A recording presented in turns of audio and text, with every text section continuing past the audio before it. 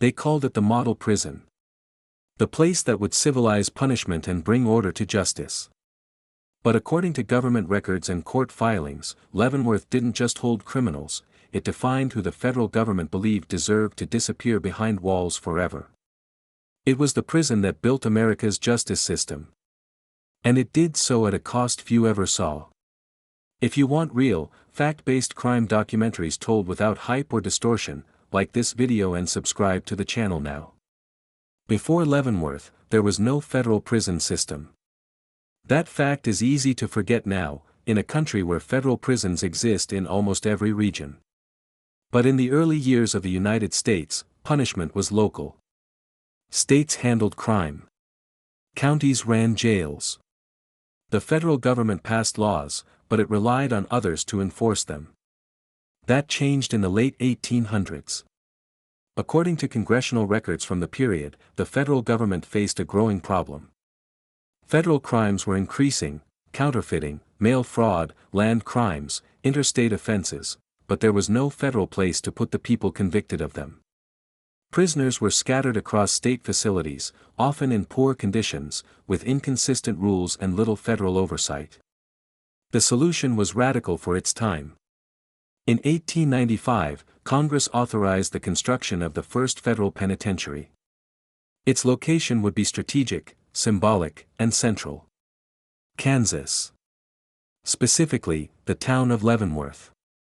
Leavenworth was already a military hub.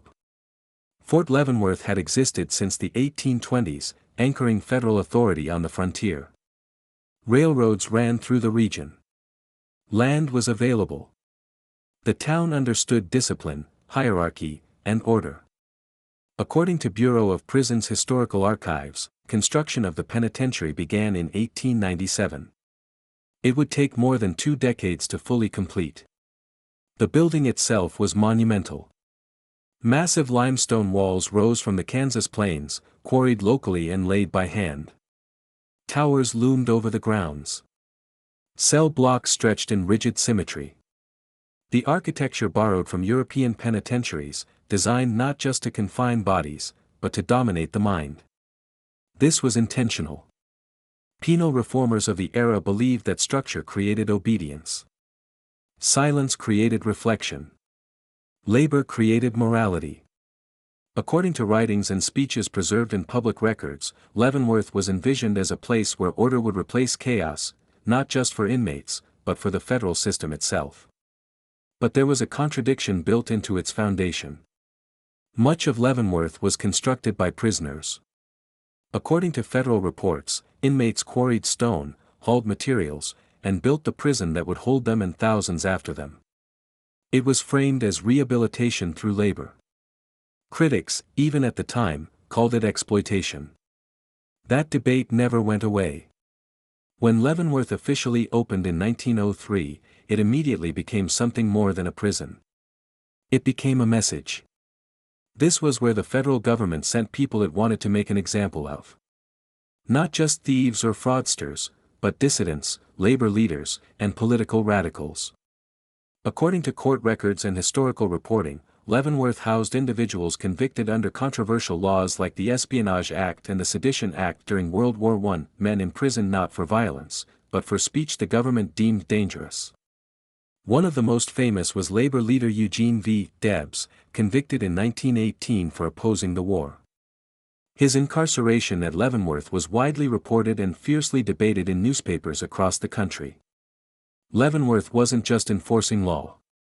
It was defining it. Inside the walls, the rules were absolute. Silence was enforced. Movement was controlled. Discipline was rigid. According to inmate letters preserved in archives, daily life revolved around routine: wake-up calls, work assignments, meals eaten in silence, lights out.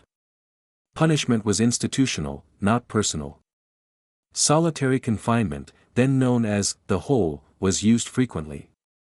Records indicate it was imposed for infractions ranging from violence to disobedience to speaking out of turn. Conditions were harsh by modern standards, though considered acceptable at the time. The goal was not cruelty. It was control. Leavenworth became the training ground for federal corrections. Policies developed there were exported nationwide. Wardens, guards, and administrators rotated through, carrying Leavenworth's philosophy with them. According to Bureau of Prisons documentation, by the 1920s, Leavenworth had become the nerve center of federal incarceration. And the population reflected that. Bank robbers from the Midwest. Organized crime figures from the East. Political prisoners. Draft resistors. Counterfeiters. All held under one roof, governed by the same system. That mix created tension. Inmates arrived with different codes, loyalties, and expectations. The administration responded with uniformity, one set of rules, one standard of punishment. But uniformity doesn't erase conflict. It concentrates it. According to historical investigations, early decades at Leavenworth were marked by repeated disturbances, work stoppages, hunger strikes, collective protests. Most were suppressed quickly. Few reached the outside world. When they did, they raised uncomfortable questions. Was this justice, or control? The federal government answered by expanding. Rather than dismantling Leavenworth's model, it replicated it. New federal prisons were planned. New laws expanded federal criminal jurisdiction. The justice system grew around the institution, not the other way around. Leavenworth became proof of concept. And proof of power. By the mid-20th century, the prison's reputation was sealed. It was known as tough, unyielding, and final.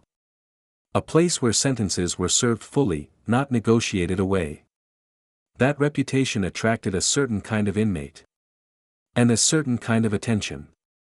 According to news reports from the 1930s and 1940s, Leavenworth housed some of the most notorious criminals of the era, figures whose names filled headlines and inspired fear. Their presence reinforced the prison's image as the ultimate federal destination. But behind the image, conditions were deteriorating. The building was aging. Overcrowding increased. Reform movements clashed with entrenched traditions. According to internal assessments later released, infrastructure lagged behind population growth. The prison that built the system was being strained by it. Yet Leavenworth endured. Because it had to. The truth is clear, Leavenworth Federal Penitentiary was never just a prison. It was the foundation upon which federal justice was constructed, physically, legally, and philosophically. Everything that followed in America's prison system traces back to those limestone walls. Leavenworth was built to impose order. But order, once imposed, always invites resistance. By the time the prison reached full operation in the early 20th century, the federal government had achieved something unprecedented, a single institution capable of absorbing offenders from every corner of the country, enforcing uniform rules, and projecting federal authority deep into daily life. According to Bureau of Prisons histories and congressional records, Leavenworth was not simply managing inmates, it was standardizing punishment. That standardization came at a human cost. Inside the walls, life followed a rhythm that allowed no deviation. Inmates woke at the same hour. They worked the same hours. They ate the same food, often in silence. Talking during meals was prohibited for long periods in the prison's early decades, a practice rooted in 19th-century penal philosophy that equated silence with moral reflection.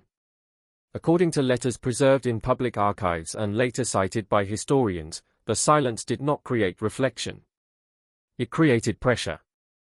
Men from vastly different backgrounds, political prisoners, career criminals, first-time federal offenders, were forced into the same mold. There was little room for negotiation. Little recognition of difference. The prison did not adjust to the individual. The individual was expected to adjust to the prison. Those who failed paid for it. Discipline at Leavenworth was precise and relentless. Infractions were recorded. Punishments were graduated but severe. Solitary confinement, bread and water diets, and loss of privileges were common disciplinary tools, according to prison regulations of the era. These measures were legal at the time. They were also deeply controversial. As early as the 1910s, newspapers began publishing accounts, often based on smuggled letters or family testimony, alleging harsh treatment inside Leavenworth. Some stories were exaggerated. Others were impossible to verify. But enough were corroborated to draw attention. The federal government responded with denial and reassurance. Leavenworth, officials said, was firm but fair. Discipline was necessary to manage dangerous men. Any suggestion otherwise, they argued, came from agitators or criminals seeking sympathy.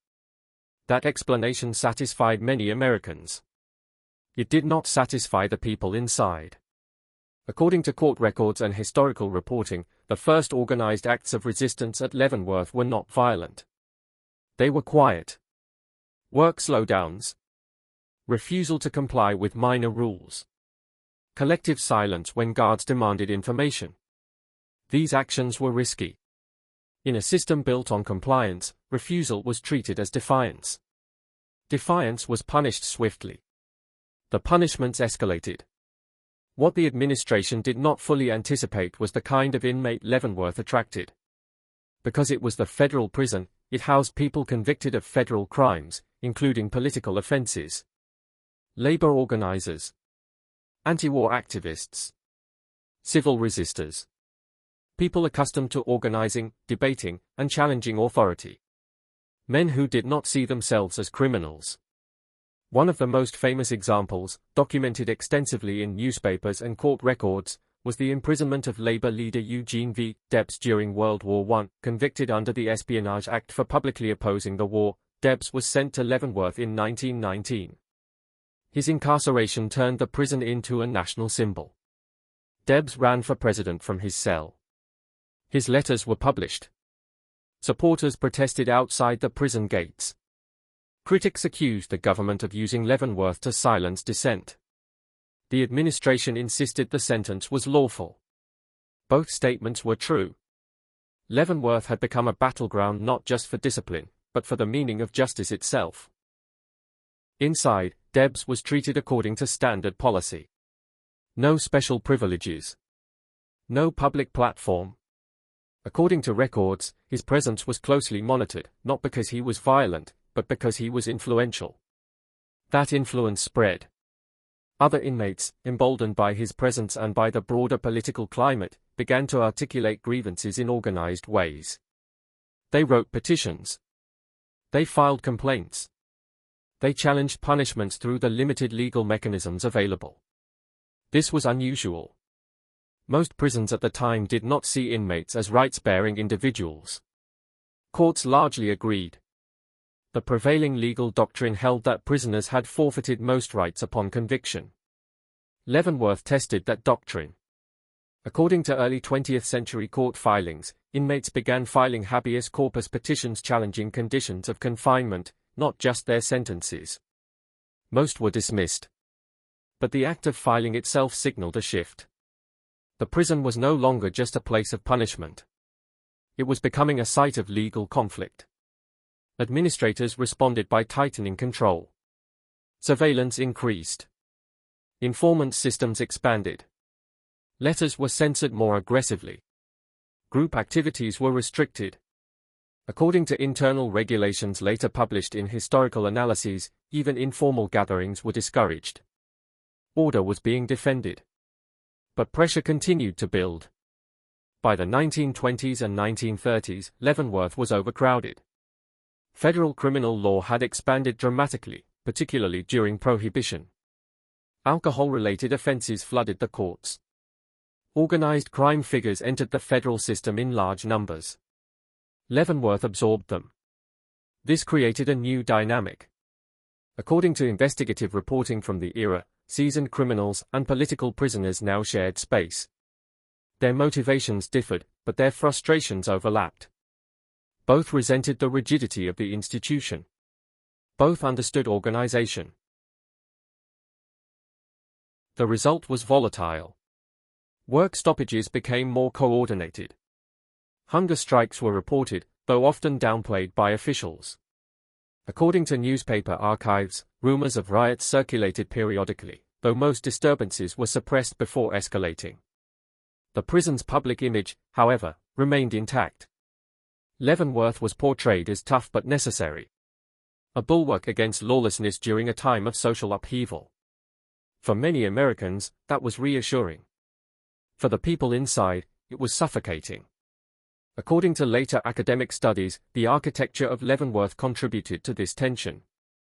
Long cell blocks, limited natural light, and constant surveillance created an environment where privacy was non-existent. Every movement was observed. Every sound carried. This was not incidental. The prison was designed to remind inmates of authority at all times. That reminder had psychological effects. Inmate letters and memoirs from the period described feelings of constant scrutiny, of being reduced to a number, of losing any sense of autonomy. Some adapted. Others broke. Mental health care, as understood today, did not exist. Those who exhibited distress were often punished rather than treated. Solitary confinement was used not only for discipline, but for containment of those deemed disruptive or unstable. According to later human rights analyses, this practice caused lasting harm. But at the time, it was standard. The federal government viewed Leavenworth as a success. It maintained order. It prevented escapes. It enforced sentences. It demonstrated federal authority. That authority was expanding. As new federal laws were passed, Leavenworth filled. And with each new inmate, the institution's role as the heart of federal justice became more entrenched. Yet beneath that success lay a growing contradiction. The prison that was supposed to civilize punishment was becoming increasingly brutal in practice, not necessarily.